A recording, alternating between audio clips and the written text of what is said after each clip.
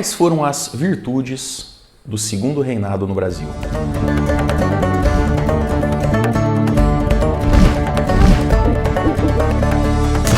Caríssimos peripatéticos, sejam mais uma vez muito bem-vindos ao canal Missionário, canal mais catilogente aqui do YouTube. E eu, professor Renan, venho finalmente, depois de alguns dias de muita correria, cumprir a minha promessa e falar um pouco sobre a política no Brasil. Eu havia feito a enquete lá no meu Instagram e essa foi a alternativa mais votada, foi isso que a galera pediu, então a voz do povo é a voz de Deus. E para a gente entender um pouquinho mais sobre o nosso processo de formação enquanto nação, nada melhor do que voltar às nossas origens, na verdade não tão origens assim, né? A gente está falando de um período relativamente recente na nossa história, se comparado, por exemplo, ao período colonial, que é o segundo reinado, entre 1840 e 1889, um ciclo que se fecha com o golpe militar que implantou a República no Brasil.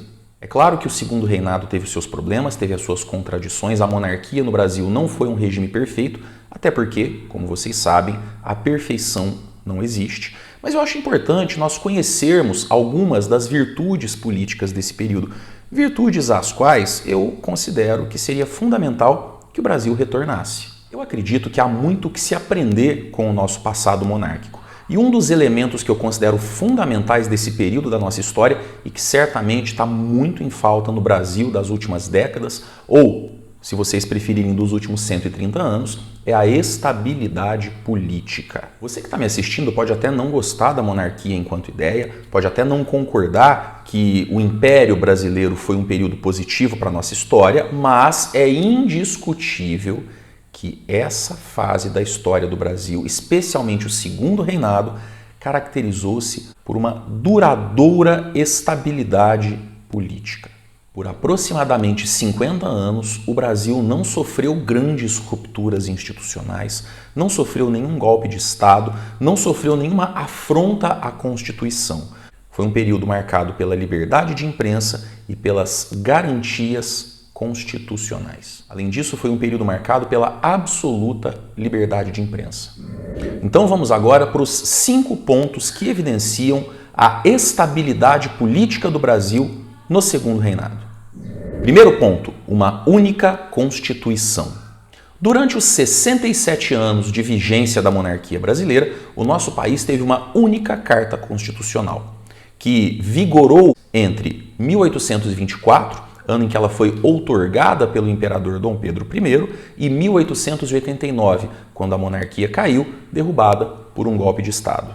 Ao longo desses 67 anos, a Constituição Imperial Brasileira permaneceu praticamente inalterada. Ela sofreu algumas modificações posteriormente abolidas durante o período regencial, mas o seu conteúdo, em essência, permaneceu o mesmo. Só para efeito de comparação, durante os 132, quase 133 anos de república, o nosso país teve 6 constituições, ou 7, dependendo de como os historiadores interpretam a reforma constitucional de 1969, já durante a ditadura militar. Destas 6 ou 7 constituições, 5 foram editadas apenas entre 1891 e 1967.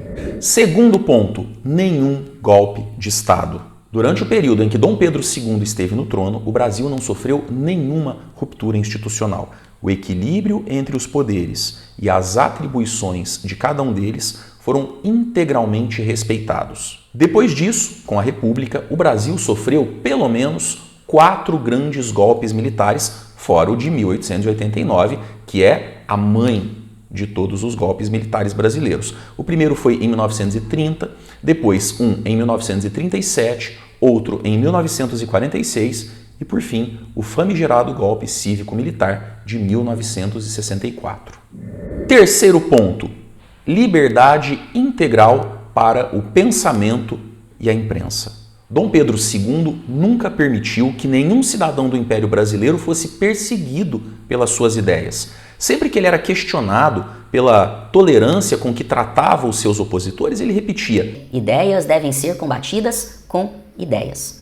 Depois da República, no Brasil, nós tivemos 2 grandes momentos em que as liberdades individuais, inclusive a liberdade de imprensa e expressão, foram absolutamente extintas, cerceadas, que foram o Estado Novo e o governo militar, a ditadura militar, de 1964 a 1985, Fora períodos como, por exemplo, o governo do presidente Arthur Bernardes na década de 20, que durante todo o seu tempo de vigência manteve o nosso país sob estado de sítio e limitou a liberdade de imprensa e expressão em todo o território nacional.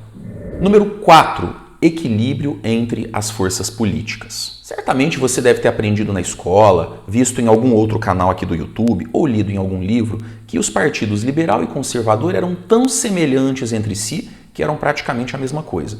O que não é exatamente uma verdade. Liberais e conservadores tinham agendas próprias, tinham pautas completamente diferentes e a questão da escravidão é um exemplo. A grande maioria das leis abolicionistas, inclusive a própria Lei Áurea, foi aprovada durante governos, durante gabinetes conservadores. Mas o fato é que esses dois partidos puderam se revezar pacificamente durante todo o segundo reinado. Não houve nenhum empecilho para que eles pudessem participar do processo político e, em momentos diferentes, pudessem ocupar o poder. Mesmo o Partido Republicano, fundado na década de 1870, lá no comecinho da década de 1870, que a princípio era um partido completamente inexpressivo, teve condições e garantias constitucionais para participar dos processos eleitorais. Portanto, não é só uma questão de equilíbrio entre forças políticas, mas de garantias constitucionais à associação e à manifestação de ideias, coisa que durante o Brasil republicano existiu em pouquíssimos momentos. Quinto e último ponto, respeito e equilíbrio entre os poderes. A Constituição do Império Brasileiro de 1824 criava um quarto poder, que era o poder moderador, que dava ao imperador o direito de intervir nos outros três poderes do Império.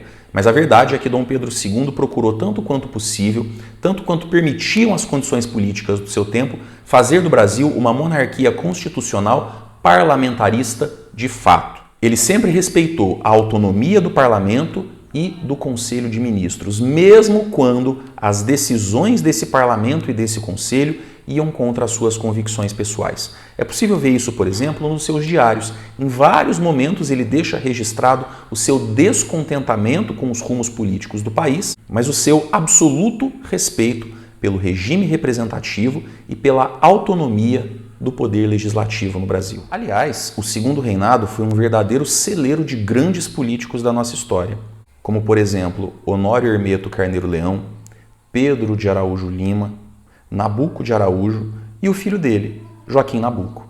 Portanto, se você quer conhecer um pouco mais sobre as características da nossa formação política, é importante você ter um olhar cuidadoso com a nossa história, entender o legado das gerações passadas e a importância da construção do pensamento político brasileiro desde a nossa origem como país. Se você gostou desse vídeo, curta, compartilhe com seus amigos, inscreva-se no canal caso não tenha se inscrito ainda, e me ajude a divulgar minha missão, que está só começando.